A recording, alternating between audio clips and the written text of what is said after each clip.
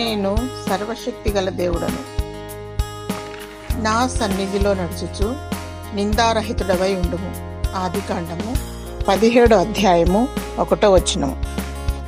ప్రభువైన యేసుక్రీస్తు మహాత్యమైన శక్తి గలవాడు, ఆకాశ మహాకాశములు పట్టజాలని దేవుడు, ఆశ్చర్యకరుడు, ఆలోచనకర్త, బలవంతుడైన దేవుడు, నిత్యుండగు తండ్రి, సమాధానాధిపతి, మహోన్నతుడు, నిందారహితుడు, పరిశుద్ధుడు.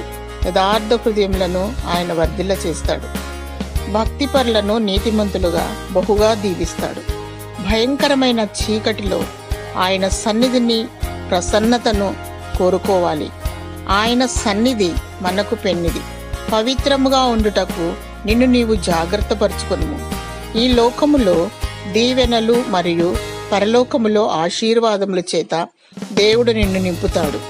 నీ వలన పొరుగువారికి మేలు, నెమ్మది, క్షేమము, సమాధానం కలగాలి. నిందారహితునిగా దేవుని సన్నిధిలో కొనసాగాలి. అనేకుల ద్వారా దీవించబడులాగున దేవునికి ప్రార్థించాలి. దేవుడు నిన్ను, నీ కుటుంబాన్ని నిత్యము దీవించునుగాక. ఆమేన్.